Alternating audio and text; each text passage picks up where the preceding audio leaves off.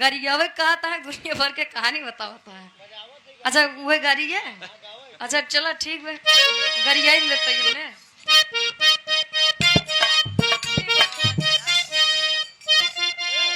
अच्छा सुरेश के बहनी नमो का कम से कम एक बताओ बे का नंबर मंजू नंबर बस बस बस काम हमार हो जाए। अब पैसा लेके आए ना बंद कर दे। हाँ ठीक है ये खड़ा रहा कहाँ जाता है ऐसे जना तोरा महाराज। हाँ ए अब तू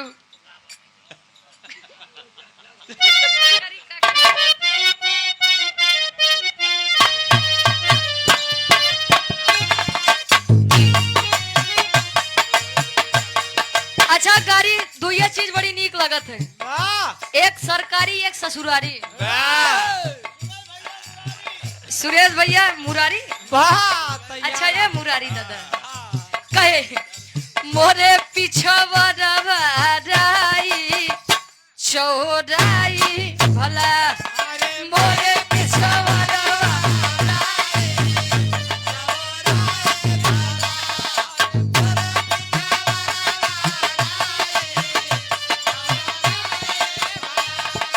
कहे उड़ाई खोटन गई सुरेश के बहिनी बचा रहा नहीं तो नंबर आई वाह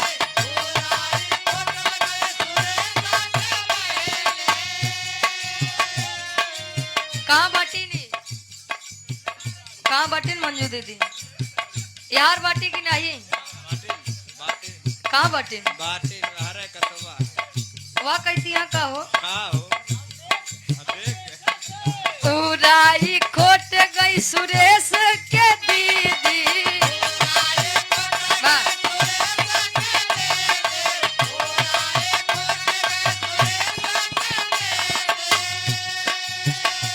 अरे ओ नहू के अरे ओ नहू के अरे ओ नहू के लागे खजुआई चौराई भला ओ नहू के अरे बाबी साल भैया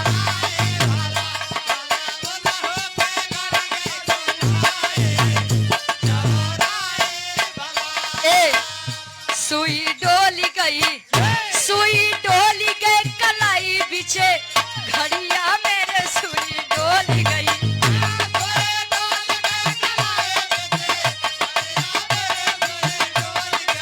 वाह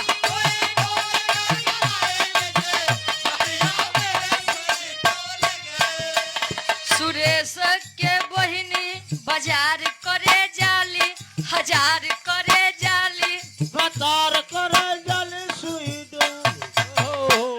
मार जावे ना तो वही कर जावे। और आप गार्जियन जी परम आदरणीय परम सम्मानित आप मुरलीधर ये सुरेश भैया क्या पूजनीय जीजा जी बारे जीजा जी जे करे आगे जी जी करे पीछे जी ए भाई तू तो मारे भगाई दे उनका सही क्या है अब गौ ही न कर भाई हाँ उनका बोला उनका सही हमरे डब्लू गुरु जी आ भैया अब मुरली दादा गाय दे भगाई दे हमारे उनका सही क्या है अब ये वाली हो जाए। अच्छा तो हर मन लागी देखा भाई हमारे हारमोनियम मास्टर ऋषि आई गए ना उनका सही बोला भाई हाँ अब ना गाएंगे फिर सोहर गाई। और यहाँ पे लड़किया के पूजनीय फूफा जी 101 रुपए का महान आशीर्वाद 12 मासी सोहर 101 रुपए का महान आशीर्वाद चरणों में कोट कोट नमन आशीर्वाद के छा रही।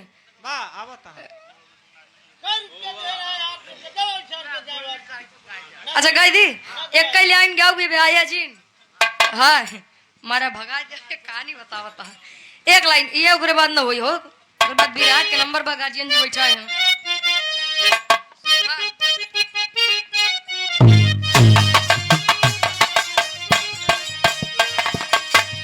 सुई डोली गई कलाई बिछे घड़िया मेरे सुई डोली गई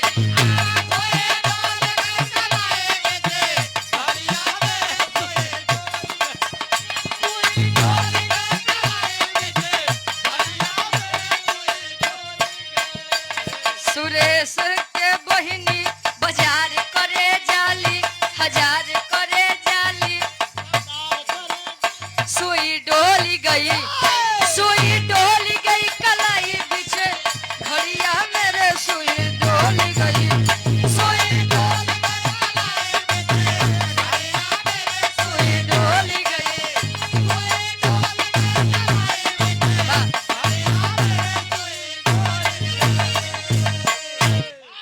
आप अपने बोला था बे अपनो रिसिया तो हा की भागी गई है।